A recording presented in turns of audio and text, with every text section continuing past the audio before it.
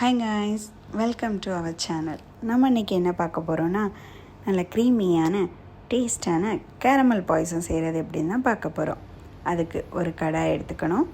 அதில் ஒரு கப் சர்க்கரை சேர்த்து அடுப்பை சிம் ஃப்ளேம்லேயே வச்சு நம்ம நல்லா மிக்ஸ் பண்ணி விடணும்.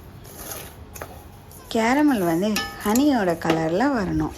அதுக்குன்னு ரொம்பவே டார்க்காகவும் போயிடக்கூடாது. அப்போ ஒரு கசப்பு தன்மை. கேரமல் ஆனதும் காய்ச்சி ஆற வச்சு பாலை சேர்த்துக்கணும். நமக்கு எவ்வளோ தேவையோ அந்தளவுக்கு நம்ம சேர்த்துக்கலாம். பால் சேர்த்ததும் சர்க்கரை ரொம்ப கல் போல் திக்காக இருந்த மாதிரி இருக்கும். நம்ம கொஞ்சம் கொஞ்சமாக மிக்ஸ் பண்ணும்போது அது நல்லாவே லூஸ் ஆகி வந்துடும்.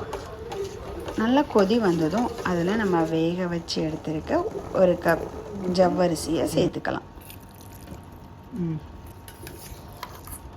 ஜவ்வரிசி சேர்த்து நல்லா மிக்ஸ் பண்ணி அது நல்லா ஒரு கொதி வரும்போது ஒரு 3 ஏலக்காவை தட்டி சேர்த்துக்கலாம். திரும்பவும் ஒரு கொதி வந்ததும் நம்ம வேக வச்சு எடுத்துருக்க பாயசத்துக்கான சேமியா ஒரு கப் சேர்த்து நல்லா மிக்ஸ் பண்ணிக்கணும்.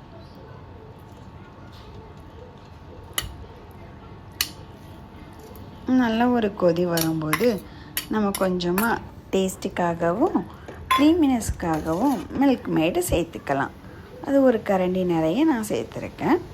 அதை நல்லாவே மிக்ஸ் பண்ணி விட்டுட்டு ஒரு 3 to 4 ட்ராப்ஸ் வெனிலா எக்ஸ்ட்ராக்டும் சேர்த்து நல்லா மிக்ஸ் பண்ணிக்கணும். அப்புறமா ஒரு கடாயில் ஒரு ஸ்பூன் நிறைய கீ, கொஞ்சமாக முந்திரி பொன்னிறமாக வறுத்து அதை சேர்த்துக்கலாம்.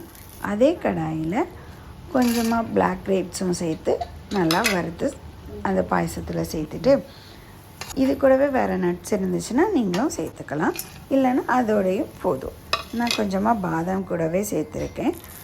வறுத்த மீதி உள்ள நெய்யும் பாயசத்தில் சேர்த்து நல்லா மிக்ஸ் பண்ணி எடுத்து சர்வ் பண்ணோன்னா சூப்பரான க்ரீமியான கேரமல் பாயசம் ரெடி. நீங்களும் உங்கள் வீட்டில் இதை ட்ரை பண்ணி பாருங்கள். பிடிச்சிருந்தால் லைக் பண்ணுங்கள். உங்கள் ஃபீட்பேக்கை கமெண்டில் கொடுங்க. சப்ஸ்கிரைப் பண்ணுங்கள். தேங்க்ஸ் ஃபார் வாட்சிங்.